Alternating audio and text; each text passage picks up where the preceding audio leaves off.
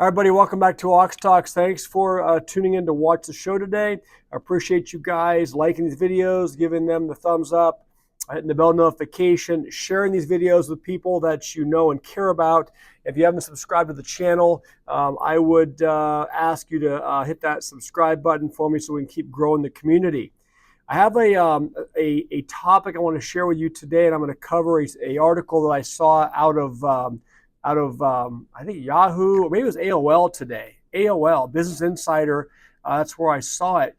And it talks about, people that have strived their whole life to achieve, amass wealth, build for their future. They delay, let's say, not just living the good life, but living a comfortable life, thinking, well, when I get to a certain place, I will have arrived. And we'll do it all then. Until that point, we're going to scrap and scrape and claw and fight for every single dollar, save every single penny, and we'll get to a certain point, then we can enjoy life, right? So how many of those, maybe that's you, or those that in your family that or friends that you know and communicate with on a regular basis? So I want to discuss that topic with you today, share a couple of personal stories on that in that regard. And I'd love to get your input and your thoughts, because I think it's more aimed towards generating you to think about this, and maybe it's something that you haven't ever really thought through before, and maybe you're living that life. Maybe you're one of these people that that's just the grind never ends. And not because you're not comfortable now. Maybe you could retire now, but you're deciding that, you're going to keep going until a certain point in time. So stay tuned for the article. I think it's very insightful, okay? Or let's say it's thought-provoking. Well, the thumbnail today, the start of the thumbnail title is Sell All the Things. Just briefly, the market sold off again across the board today, going into the close of 2024. The Dow finished down 418 points, S&P down 63, NASDAQ down 235, about a % loss across the board in the stock market. Gold fell, I think, about $12 an ounce, held 2,600 an ounce and some change. Silver fell as well, like 45 cents, but I saw it held right at the $29 per ounce mark, according to Kitco. Crypto sold off, Bitcoin sold off. I saw it touch the $91,000 range. I think now it's up back over 92,000. XRP sold off at one point. I saw XRP touch $2. Maybe you guys saw something different if you're following cryptos. The 10-year bond yield, interestingly enough, the yield fell. And it finished up today, what I saw, about 4.53, down several basis points. Usually when you have a yield in the 10-year coming down, you normally have that being stock market positive, positive for gold and silver, and also positive for cryptocurrencies. That didn't happen today. So we had a sell all the things day, so to speak. Oil did tick up somewhat, but the U.S. dollar index was flat. All right, so there's your quick market update. Let me jump into the story I want to share with you today. And again, I would welcome your thoughts and your comments as always. It says, meet the oversavers, older Americans who have plenty for retirement, but wish that they had worked less and vacationed more. It says, some Americans oversave for retirement and end up sacrificing during their working years. This is part of an ongoing series that says on older Americans' regrets. Joshua Winston, 70, did a pretty good job, it says, preparing for retirement. He ran 2 successful veterinary clinics, made smart investments, and lived frugally. But a week after he retired in May, he was diagnosed with cancer. Now, Winston said he regrets working such long hours during his career, often missing out on trips and date nights. Winston is one of few dozen respondents to an informal Business Insider survey who said they worked too hard during their careers or focused too much on saving for retirement, sacrificing family time, travel, or other leisure activities when they were younger. They're among the more than 3,600 older Americans who shared their life regrets. Through surveys or direct emails to reporters, the story is part or the story is part of an ongoing series. And I want to start by saying, share a personal story with you on this issue of having health problems arise. My wife's mom passed away about 3 years ago from cancer. She was only 70, I want to say 74 years old. So young, by most measures, okay, especially for a female. So every year she made it a point of her and my wife, her daughter, going on a mother-daughter trip.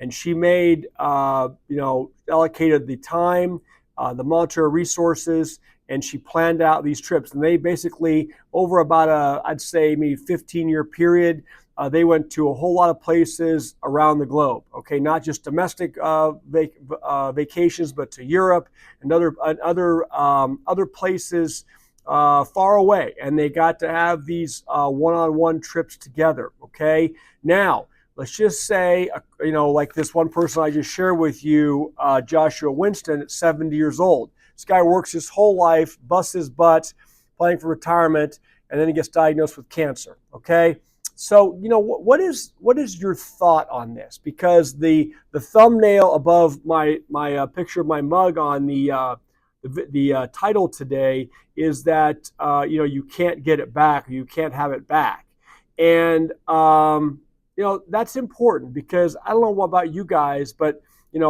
ever since I become a attorney at age 25 years old, it's always been the grind, right? Strong work ethic, show up, get it done, do the best you can to be successful, to be respected among your peers, to make a good living, to save, and have all those things, right?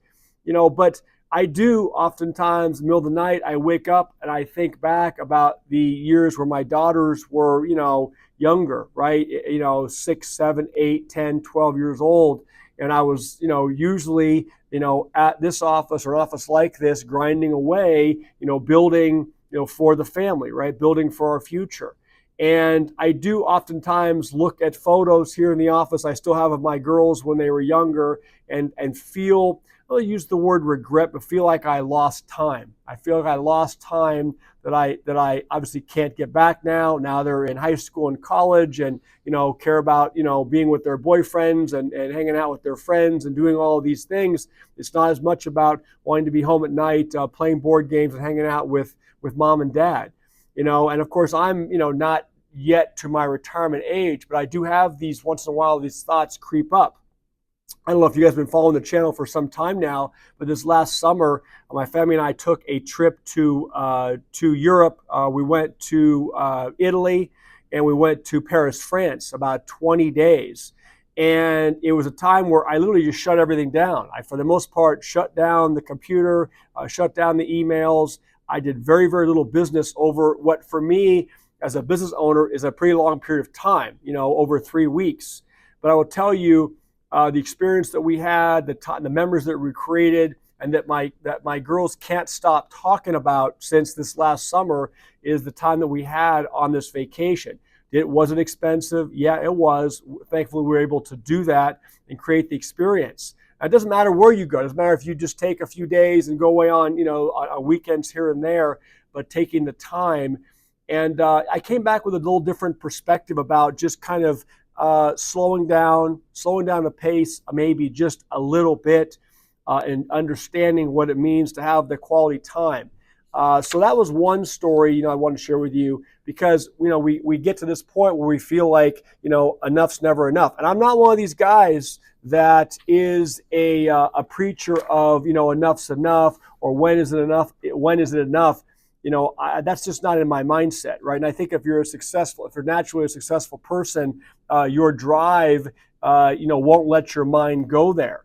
Okay, but sometimes, you have to, a lot of times we won't know this until, of course, we're Monday morning quarterbacking it, or in hindsight, years later, we look back and maybe there's some regret because the grind and the sacrifice basically just took over, and there were parts of life that maybe were missed to try to make every single dollar you could, and I don't know. I just For me, it's always going to be about the grind. I always tell my friends I'll never retire. I don't know what I would do in retirement. I'm not there yet. Maybe those of you that are retired thought the same thing, and you're really enjoying your life.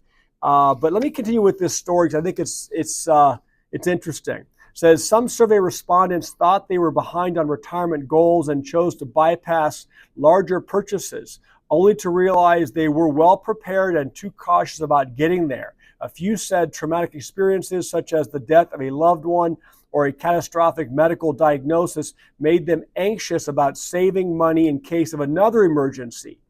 Interviews with 5 Americans who thought they were too frugal point to the difficulties of knowing how to best prepare for retirement.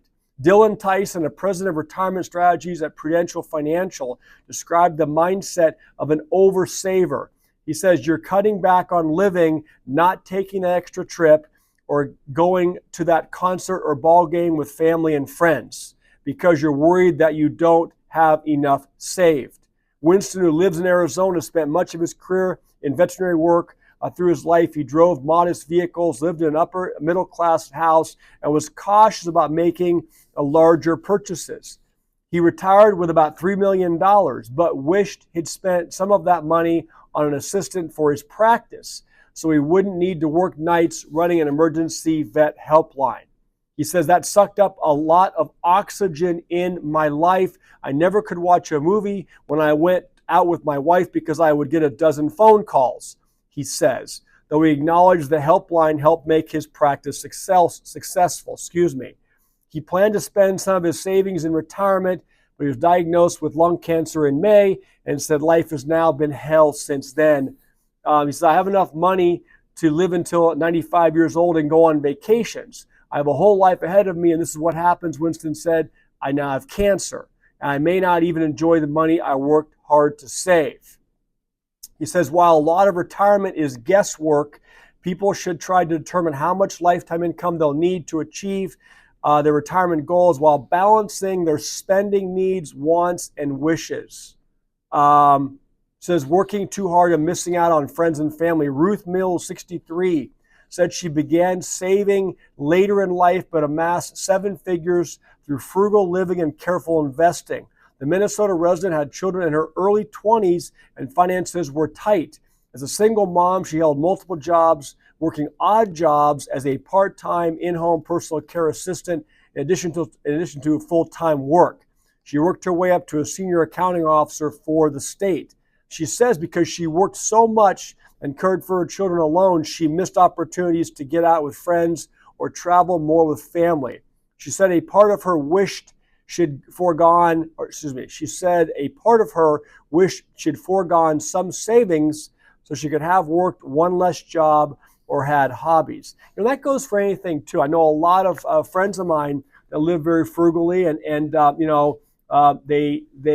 they don't drive a nice car. They drive a very minimal car. They save every penny for preps or what have you. But you can tell there's major sacrifice. You just have to wonder, and this is not me professing doom spending. It's different. These are for people I'm speaking to here, the audience, that you either have already amassed enough to retire or sufficiently to retire and have a good quality of life, or you're very close to it. Not the people I'm saying go out and run up your credit cards and go take a European vacation because you think that you might get sick tomorrow. It doesn't work that way, all right? Anyway, that was the story I want to share with you. I could go on with this article. I think it was very interesting. It's going long today, 14 minutes. Thank you guys for tuning in. And again, I'd love to hear your thoughts on this, because, it's one thing to be driven, and successful people, are driven. But at what point do you, let's say, reevaluate kind of where you're at? What's important, prioritize, okay? Because we all know life is short. Thanks for tuning in today. Talk to y'all soon. Bye.